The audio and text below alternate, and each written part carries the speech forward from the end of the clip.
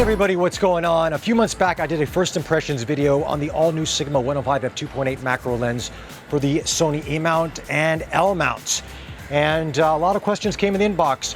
What's it like compared to the Sony 90mm f2.8 OSS lens?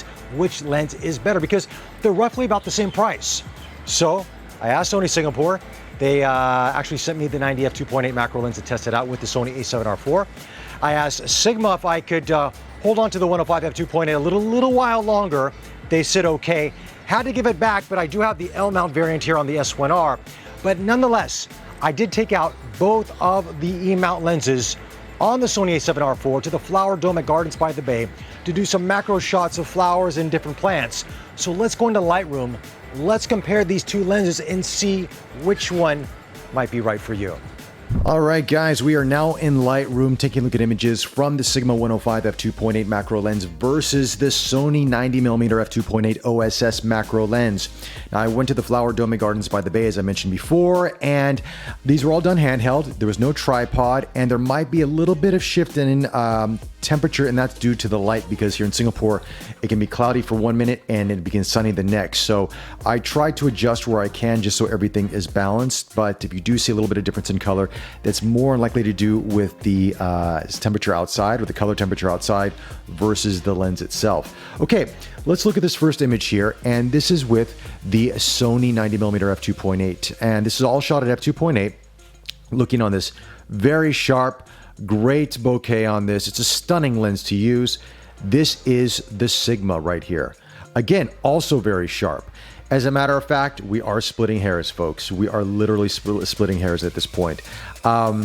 You might argue the Sigma could be a little bit sharper. I don't know. I mean, I'm looking right here at the beak of this this carving here, but again, I think for a lot of people, they're not going to notice the difference.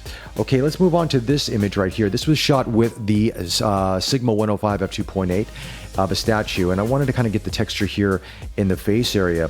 Now let's look at the Sony for this one. Now for the Sony, this looks a little bit sharper. I have to say, I have to give it to the Sony on this one, a little bit sharper, but the color temperatures, you can see this is exactly the same. No edits have been done. And you really are going to notice the only difference is when you actually look at both these images. Of course, the 105 will be a little bit closer because of that 15 millimeters in focal length difference than the 90. But I mean, that's pretty much it. I would say I'd give it to the Sony on this image here.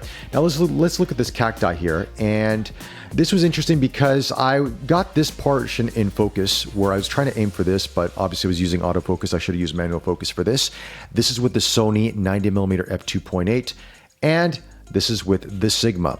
Now the Sigma is a little bit warmer here. As I mentioned, this could be due to the light outside, but we're looking at the sharpness being almost relatively the same.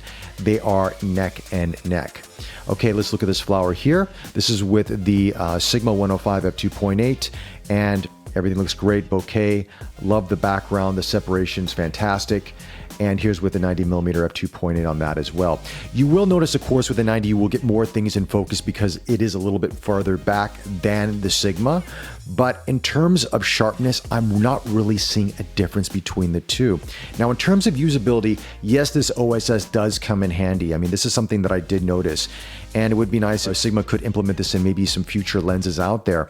But it's not a deal breaker. But of course, if you're going to be shooting in low light and handheld, the OSS is definitely going to help.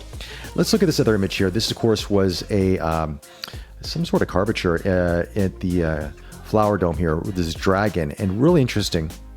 And this is with the Sigma right here, and this is with the Sony right here. These are at f2.8, both exactly the same, but for whatever reason, we're seeing a little bit duller light here. Again, as I mentioned before, this could just be the temperature from outside, so do keep that in mind.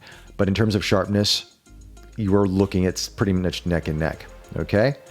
All right, moving on. Let's look at this flower here. I want to just zoom in on this real quick, and this is pretty detailed in here. Again, you know, I'm zooming in on Lightroom, so it's going to be a little bit more pixelated. If I pull this out, it's going to be much sharper. But I am very happy with this. This is the Sigma 105 f2.8. Here's the Sony. Pretty much neck and neck. I mean, you're not going to see much of a difference on that. There's going to be a little bit of change in terms of light conditions, but that's pretty much it. Let's look at this flower here. Let's go really close in. This is the Sigma 105. This is the Sony. Again, I'm using autofocus on this. I probably should have used manual focus just so I get the exact points in focus. But I can tell you just from the amount of images that I've taken, I really can't tell a difference. So we'll go through a few more images here just to sort of go through the point once more. This is the Sony 90mm right here. Beautiful rendering. I'm really happy with this image. And this is the Sigma. So again, we're splitting hairs here, folks. There's really no discernible difference. It's really going to be up to you at the end of the day. Do you want OSS in your lens or do you not need it? If you don't need it, go for the Sigma. If you want OSS, then the Sony's your answer. And that's pretty much the gist of this all here. I mean, I know people have been asking this question online, what's the difference between the two lenses? And they're so close together that as you're seeing through these sample images, it's just basically your preference. So anyway, let's go to my final thoughts on these two lenses. All right, as we saw in Lightroom, both of these lenses are really neck and neck when it comes to optical performance and overall image quality. I mean, guys, if I didn't tell you which picture was from what lens, you probably wouldn't know. Of course, obviously focal distance, because you do get an extra 15mm on the Sigma versus the Sony. But one thing you get on the Sony, which I did appreciate, is that OSS. Because if you are doing handheld macro photography, this does come in handy. I did notice, of course, a little bit more camera shake with the Sigma on the Sony, because as we know, Sony's IBIS isn't the best as of yet. Maybe that'll improve in 2021. But as of right now, OSS on a lens does make a difference. But which one would I recommend for you if you're in the Sony camp?